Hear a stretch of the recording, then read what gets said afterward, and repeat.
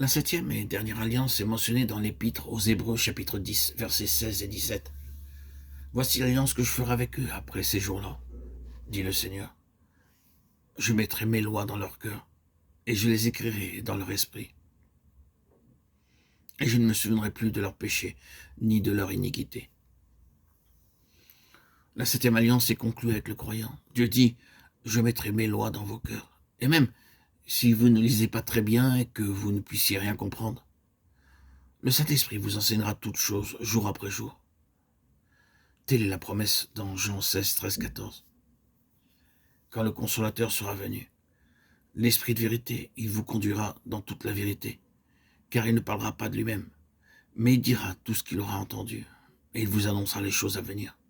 Il me glorifiera parce qu'il prendra de ce qui est à moi, à vous, et vous l'annoncera. C'est la septième alliance, jour après jour. Le Saint-Esprit nous enseignera, même si nous ne connaissons pas l'hébreu, le grec ou d'autres langues.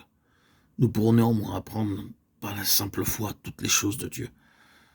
En obéissant à Dieu, en le suivant, tous les profonds mystères célestes nous sont enseignés, tout naturellement, jour après jour. Matthieu 13, 16, 17 dit, « Mais heureux sont vos yeux parce qu'ils voient, et vos oreilles parce qu'elles entendent. Je vous le dis en vérité, beaucoup de prophètes et de justes ont désiré voir ce que vous voyez et ne l'ont pas vu, entendre ce que vous entendez et ne l'ont pas entendu. » Dieu, par son esprit, nous enseigne jour après jour les profondeurs cachées des mystères spirituels éternels, alors que nous entendons sa voix même si nous sommes handicapés intellectuellement ou d'une autre manière. Lorsque vous regardez un arc-en-ciel, vous pouvez dire « Seigneur, je crois à ton alliance. Je suis stupide, mais tu es sage. Je suis faible, mais tu es puissant. Je peux t'avoir trahi, mais tu es tellement miséricordieux.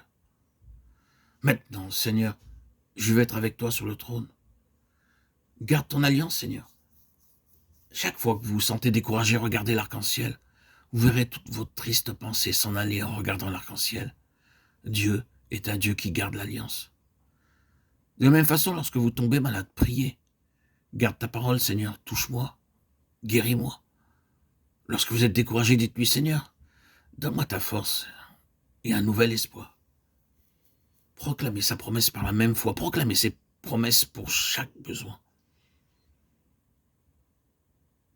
Dieu dit, par mon alliance, je vous amènerai avec moi sur mon trône. Alors vous régnerez avec moi comme des rois et des prêtres pour l'éternité.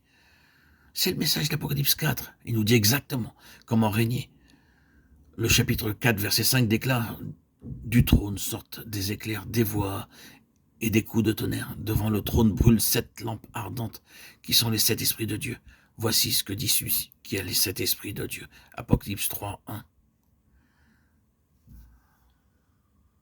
Et je vis au milieu du trône et des 4 êtres vivants et au milieu des vieillards un agneau qui était là comme immolé.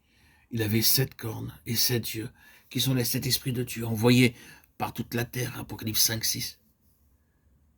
Il nous est parlé 4 fois des 7 esprits. Ça signifie que nous pouvons diviser l'œuvre du Saint-Esprit en 4 groupes de 7. En d'autres termes, nous avons 28 significations de l'œuvre du Saint-Esprit. Tout d'abord, par l'arc-en-ciel, Dieu disait Jean, par la parfaite œuvre intérieure du Saint-Esprit, vous serez rendus parfaits. Ainsi, vous serez capable de vous asseoir sur mon trône. Qui sont les 7 esprits? Ce sont les 7 noms donnés dans la Bible au Saint-Esprit, dans le croyant. Œuvre qui progresse très calmement et silencieusement, comme les racines d'un arbre dans le sol, que nous ne pouvons pas voir de l'extérieur. Puis, l'œuvre septuple du Saint-Esprit, qui peut être vue de l'extérieur. Enfin, l'œuvre du Saint-Esprit dans la vie et le ministère du Seigneur lui-même. 4 groupes de 7 chacun. C'est ainsi que nous sommes préparés à partager son trône. Puisse le Seigneur créer en nous le désir d'être avec lui sur son trône,